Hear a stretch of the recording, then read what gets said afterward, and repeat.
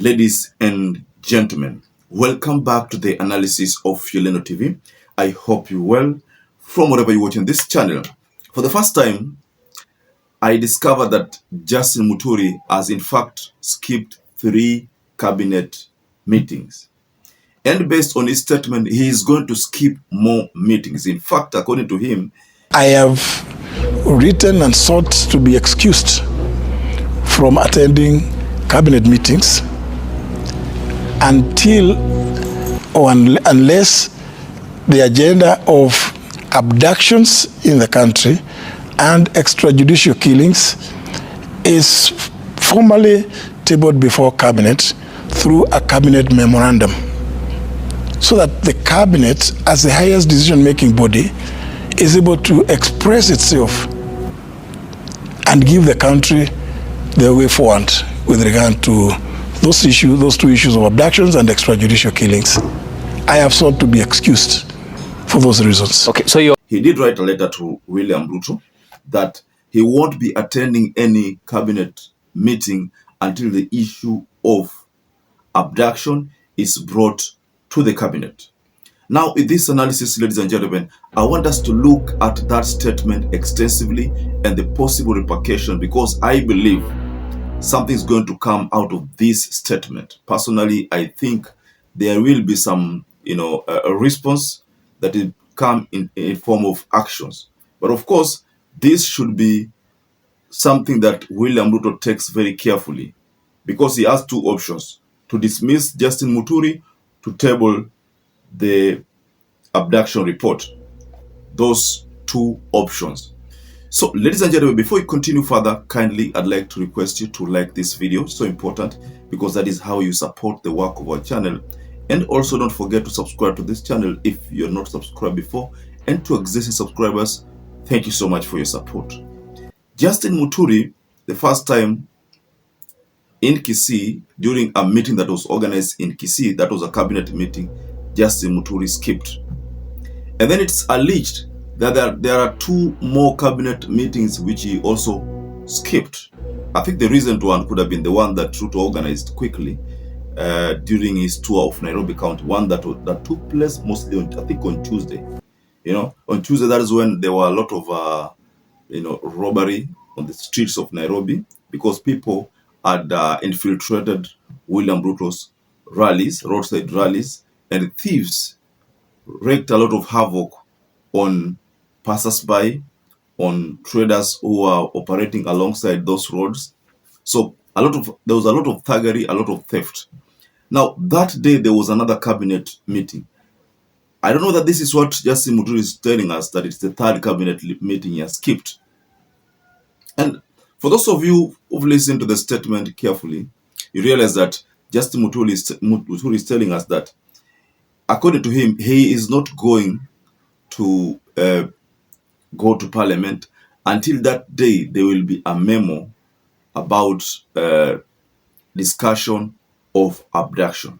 We all know the story behind Leslie Muturi's abduction. Now, that is the son to Justin Muturi, that took place last year during the Gen Z's demonstrations. Now, what happens is that Justin Muturi was not happy, but he struggled behind the scene to have Leslie Muturi brought back. And he was brought back, of course, with the help of William Samoei Ruto. Now,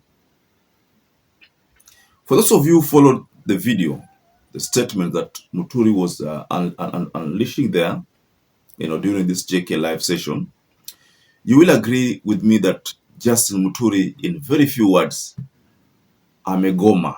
There's a way you can there's a way unaweza goma for you so that your employer does something, or unaweza goma hata kukula ili jambo fulani lifanyike, kama vile kwa mfano Uganda. Tukienda Uganda, kuna ile kesi ya Besigye na Museveni. Unajua kesi ya Besigye na Museveni ni kesi kubwa sana, ambayo inaonekana kwamba ilianza kitambo wakati wakiwa wanatongoza wale wanawake wako nao. Ni kama wali swap, ni kama mmoja alichukulia mwingine, mwingine akachukulia mwingine. So that enmity has been there all along. That's why Besigye na Museveni hawaelewani. Lakini Besigye akiwa kwa cells, should you say prison, because he has not been prisoned yet, but akiwa cell, ilisemekana kwamba alikuwa anasusia kula ili jambo fulani lifanyike, na hilo jambo lake lilibidi lifanyike. Hiyo mata ilipelekwa kwa koti ukasikiza. So the same way na Justin Muturi. Justin Muturi is giving us his own way of dealing with William Ruto, that yeye hataenda cabinet. In fact, he said he did it in writing to the chair of the cabinet, who is William Ruto. You know, the secretary of cabinet is also aware. The cabinet secretary is also aware about this. So Ruto has ignored that letter, based on what I see, because if he was serious about it and the letter had been shared with William Ruto kitu maybe January huko, na sasa tuko March, tunaelekea April, maybe Ruto angekosha convene a meeting, waka organize a commission of inquiry, you know, into these abductions. Then they could have unraveled this syndicate who are behind the abductions. You know, if Ruto wanted to treat Muturi's letter, you know, with some respect, but based on what Justin Muturi is saying, ni kama yeye amegoma na Ruto pia amegoma, yani wamegomeana. So again, this is enough indication that Ruto might not work with Justin Muturi. I'm looking at a possibility where Justin Muturi will be fired, will be impeached, you know, any of that will happen. But then what is going to happen is that Ruto might not appoint someone for your position. Atapeana probably Musalia Mudavadi to double up as a PS for, you know, public service. Maybe that is going to happen. Or maybe Ruto, in the spirit of broad-based, will put someone from Raila Amolo Odinga's faction, akae pale kama waziri. Maybe that is what is going to happen, ladies and gentlemen. So, what I'm trying to say in very few words, ladies and gentlemen, is that how is William Ruto going to work with Justin Muturi if Justin Muturi has made a bold stand that says that unless you call for a meeting regarding abductions, we will not have a sit down. In fact, I'm not going to pay a visit to, you know, I'm not going to attend cabinet. So I think that explains why there was I think, was it January, when Ruto was organizing a first cabinet, another cabinet meeting I think in Kisii State Lodge. What happened? Is it Kisii or Kakamega? Either of the two. What happened is that Justin Muturi didn't attend, and then in some interview somewhere, in his own public address, Justin Muturi talked about information.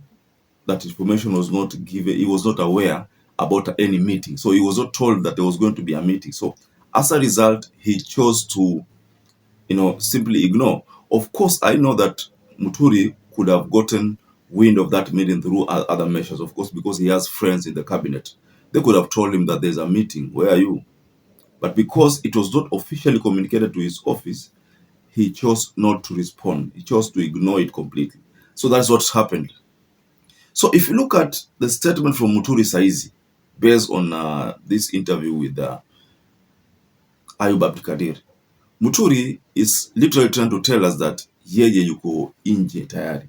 Because we all know that it's not going to work. I mean, cabinet session, lazima wakutane kwa cabinet, lazima wa approve. Who is going to approve to talk on behalf of the public service? Hii ndio ile Abdikadir alikuwa anasema pale, is it not insubordination? Because your president calls for a cabinet meeting, you stay away. But yet there are policies to be passed in that docket. So most likely, either Justin Muturi is not happy with the position he was given, and as a result, he wants to be fired. You know, by him being fired, Muturi will gain, just like Rigathi Gachagua gained when he was impeached. And that is what he wants. He wants William Ruto to just pronounce or make a move of having him impeached.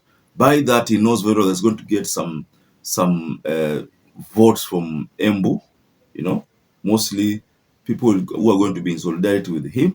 So it's just trying to, you know, do his math well, so that by the time he's impeached, he shall have gained popularity, or that impeachment will propel him to, you know, will propel his chances of, in fact, even being the governor. Can he be a governor? Of course, he wants to be a president of this republic, but what else?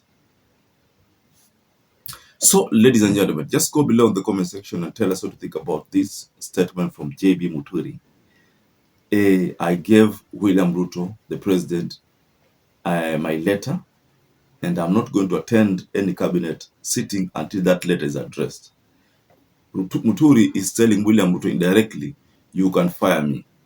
I mean, that's the message, ladies and gentlemen. So perhaps if you're watching this video and you're not subscribed, take 1 second and subscribe, like this video. Until you catch up again, stay safe and stay blessed.